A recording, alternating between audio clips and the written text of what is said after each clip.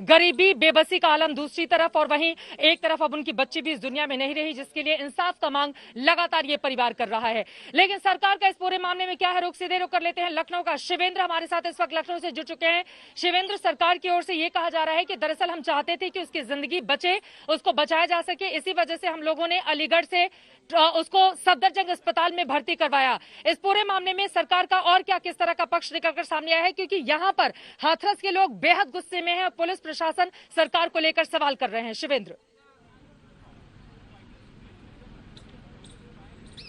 देखिए, सरकार का रुख हमेशा ऐसी घटनाओं में इसी तरीके का रहता है कि हमने ये अनुदान राशि दे दी है, मदद कर दी है, मेडिकल सुविधा दे दी और भेज दिया, बड़े अस्पताल में भेज दिया, इस तरह की हमेशा बातें रहती हैं। इस घटना में भी वही हुआ। सरकार की तरफ से प्रवक्ताओं ने ये भी बात कही कि अच्छे अस्पताल में उनको इलाज के लिए भेजा गया, सारा खर्चा सरकार उठा रही है, वहां से दिल्ली भेजा गया। लेकिन हकीकत ये है कि पुलिस ने जमीनी स्तर पर जो हरकत की है वो बेहद शर्मनाक है। 14 तारीख की इस घटना के बाद जब एडीजी प्रशांत कुमार ने इस पर प्रेस कॉन्फ्रेंस की तो वो सफाई ये दे रहे थे कि 14 के बाद जैसे ही परिवार वालों ने बताया कि रेप की घटना हुई है, उसके बाद उन्होंने मुकदमा दर्ज कर लिया, जबकि 14 के दिन ही इस बात की तस्दीक हो गई थी कि इस लड़की के साथ कुछ न कुछ गलत हुआ है।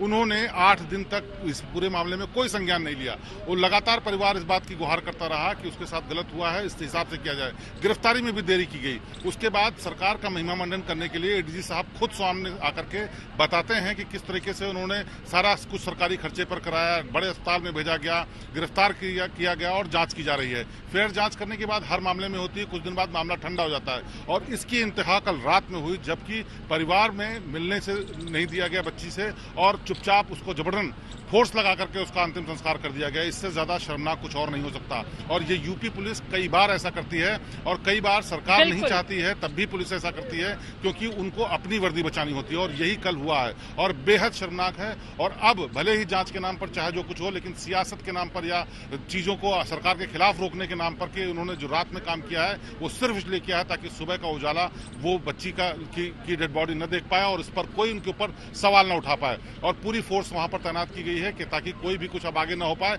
इससे ज्यादा जरूरी ये था कि परिवार वालों के साथ संवेदनशीलता दिखाते हुए उनको परिवार में ले जाने देते और फिर ठीक इस मामले की जांच करते, लेकिन ऐसा नहीं किया। और ये पहली बार नहीं हुआ चित्रा, ये हर बार जब कोई बड़ा मामला होता है, यूपी सरकार हो या यूपी की पुलिस हो, इसी तरीके की हरकत करती है। अपने अच्छे काम को दिखाने के लिए 10-10 प्रवक्ताओं की पूरी टीम बिठा देते हैं, तमाम तरीके के प्रेस रिलीजेस और महिमा मंडन होता है, लेकिन जब ऐसा कुछ होता है कोई बोलने नहीं आता और इसी का नतीजा होता है कि इस तरीके से लोगों की बुलंद आवाजें उठती हैं और सरकार पर सवाल उठते हैं।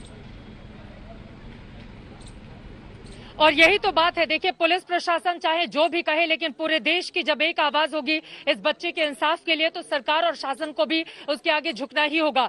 लोग बेहद गुस्से में हैं, लेकिन उसके पहले आपको बता दें, एसडीएम यहाँ के शासन प्रशासन के ऊपर असंवेदनशीलता, असंवेदनहीनता के आरोप लग रहे हैं। और इतनी जल्दबाजी में आखिर अंतिम संस्कार करने के पीछे की वजह क्या रही, इस पर क्या कहा गया है एसडीएम की ओर से, अब जरा वो सुन लेते हैं।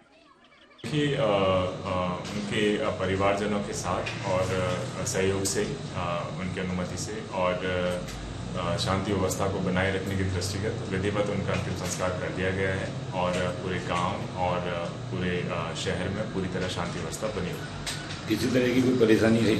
नहीं, किसी तरह की कोई अड़चन नहीं आई। सभी को समझाया गया और सभी लोगों ने इसमें पूरा सहयोग किया और किसी तरह की कोई इसमें दिक्कत नहीं। यहाँ के एसडीएम को आते सुन लिया है, लेकिन गैंगरेप को लेकर जिस तरह के सवाल खड़े किए जा रहे हैं, आपको बता दें पुलिसिया जो लापरवाही है वो सीधे सीधे बहुत सारे सवालों को यहाँ पर जन्म दे रही है। और सवाल उससे भी बड़ा ये कि एसपी की ओर से पूरे मामले में जो गोलमोल बातें कही जा रही हैं, उससे सबसे बड़ा सवाल यहाँ के पुलिस तंत्र पर उठ रहा है। लेकिन गैंगरेप मामले में एसपी की ओर से क्या दी गई है सफाई, क्या कुछ कहा गया है उनकी ओर से, पुलिस से पल्ला झाड़ने की क्या है ये कोशिश, जरा उनको भी सुन लीजिए। पीड़िता ने पहले तो बताया कि एक और एक्यूज था और उसके साथ छेड़छाड़ की घटना हुई है। उसके बाद 22 तारीख को फिर से जब स्टेटमेंट पीड़िता ने दिए तो उसने 4 एक्यूज के नाम बताए और सामूहिक दुष्कर्म की बात बताई। जब ये पूछने पर कि पहले क्यों नहीं बताया, तो उन्होंने कहा कि वो उस समय अच्छे से होश में नहीं थी। साथ ही मैं ये भी जोड़ना चाहूंगा कि देखिए, कहीं कहीं ये भी चल रहा है सोशल मीडिया पे कि पीड़िता की जीभ काट दी गई थी या रीढ़ की हड्डी तोड़ दी गई थी। ऐसी कोई बात नहीं है।